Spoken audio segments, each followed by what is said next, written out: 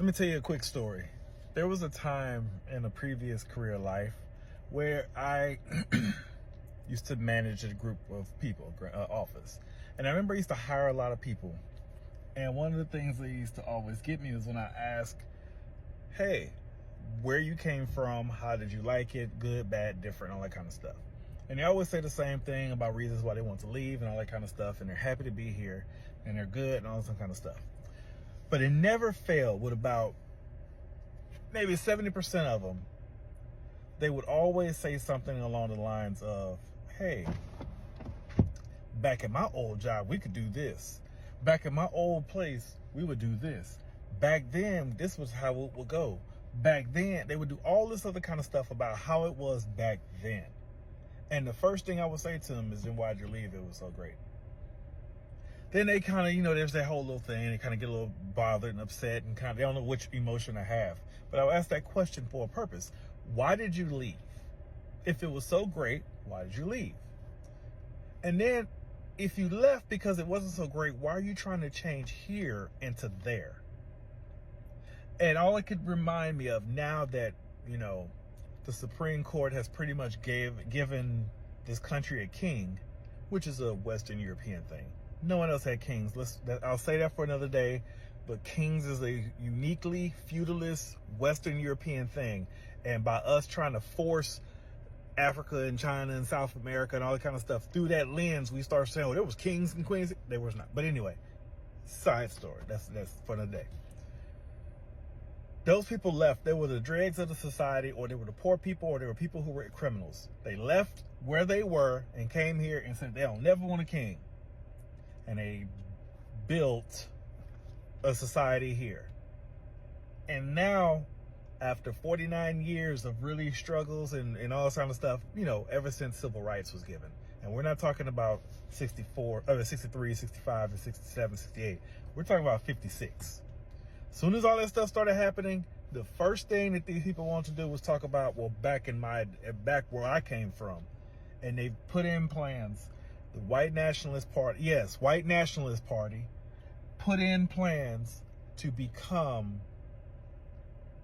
make things back how it was. I am a firm believer that they do not care about Donald Trump. Donald Trump is a tool, is a means to an end. They understand this, which I've been trying to tell a lot of black folks and Hispanic folks and my Asian partners and everybody else for a long time.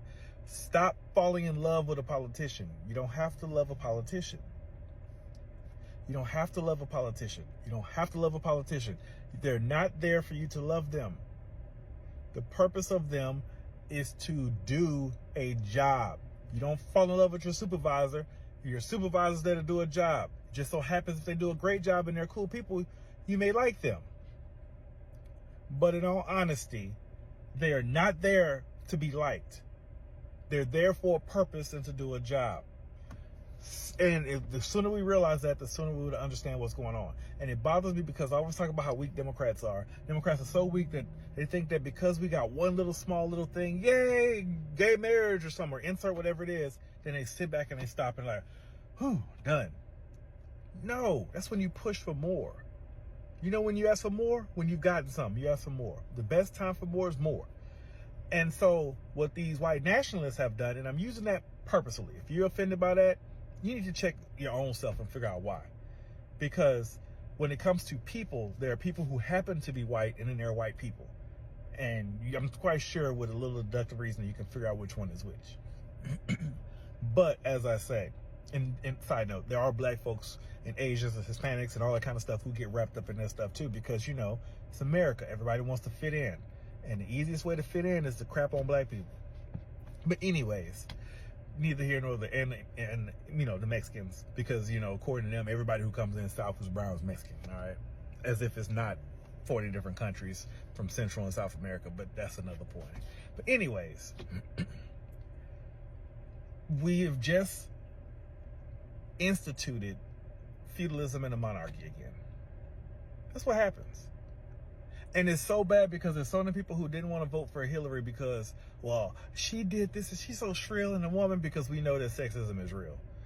Everywhere else in the world Muslim countries have had women leaders. All right. So we talk all that noise about this and that. They've done it. But guess who has it? The so-called Christian one. Because we're not a Christian nation. We never was. I mean, our money got Masonic stuff on it. The most anti-Christian stuff all over it. You know, just because you slap God on it don't mean that's what you're about. Because we all know that God of vengeance is what these white nationalists want. But they wrap it in Jesus, but they don't know Jesus. They wrap it in Jesus to sell it to the rest of everybody else. You know, that's the headline. That's the show. And you go there thinking Jesus is going to be in it. And it's nothing but God. And it's not the same God you know. But I digress again. The issue I'm having is people want to argue time and time again about how they don't vote, they don't care, and all that kind of stuff. It don't mean nothing. But yet these people have been working for 49 years to turn over Roe versus Wade and to roll everything back and to take over and make the presidency a monarchy. They've been working for 49 straight years because they didn't care about this stuff when you had no rights. It was not of importance. As soon as you got the rights, now it's important. And none of y'all, let me not say that, a vast majority of people refused to take in and understand what was going on. And they would rather sit up here and argue and, oh, the Trump arrangement, this here, and all this kind of stuff all the time. They do all that kind of stuff as if, excuse me, as if most sane people couldn't recognize that something was wrong here. You know, Stephen Miller and Steve Bannon, all these people who are neo-Nazis and white nationalists, all this kind of stuff, that was all fine. Because as long as it was owning the libs, as if liberal is a bad word, but as long as that's what it was, then it was all for it. It was all good. We just love seeing people squirm. And now even you will have nothing. Because the same reason why y'all hated y'all old country is the reason why y'all are now finna experience it again. Y'all letting these people put in judges, 200 plus judges, block the other judges from going in here. And these people are making rules saying that the president, as long as he says, it was official capacity, he can get away with it. He can kill somebody. You, your own family. Those who say, I'm not listening to you. So Constitution's gone. Remember, all this was only as valid as the people who adhered to it. So all the stuff y'all be saying about, the criminals don't care about gun laws. You're right. They don't. But guess who else don't care about laws now? All the rest of the people who've been waiting 49 years to tear down the laws. And now they have cover. Because guess what else you don't need to do now? The Supreme Court gave away the ability to bribe. Oh, but it's not a bribe. It's a tip.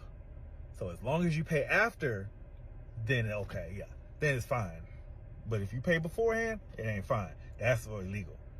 They've done all of this. And guess what's probably going to happen? Trump is probably going to end up getting in there and he's going to kick off the last of the judges. He's going to do all of the stuff that they tell him to do because Trump is so stupid.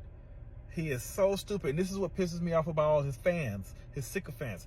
He is so stupid. All you have to do is pat him on the back and he will do whatever you say. He will bend over. He stands on nothing. And y'all do all this stuff to where y'all stand firm, 10 toes down on something that does not stand 10 toes down on nothing other than trying to get itself out of debt.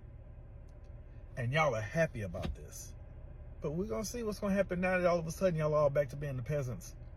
Because what country are you going to run to now? Where are you going? You going to try to take over another country? These countries got internet now. They're going to see y'all coming on these boats and ships and walking across fields, trying to go into Mexico, who has a woman president, and trying to go into all these other places. Because you was too scared to vote for Biden because, you know, he may die and Kamala will be there and we can't have no black woman. Because that's what it's always been about. Let's stop. And I really wish we would stop with all that extra stuff. That's all it's ever been about.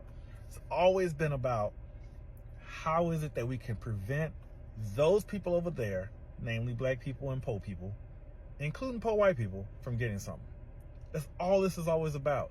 And now y'all have stood on the fact of fake Christianity because we know Christianity is an African religion. It just is. You can even say it's an Asian religion.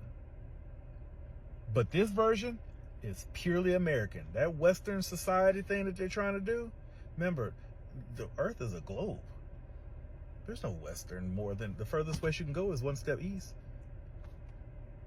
But anyways, how do y'all feel now about this here, going back to feudalism and having a monarchy and a king? Y'all happy about it? Or are you just going to be like, oh, well, y'all overreacting and still not vote? What you gonna do?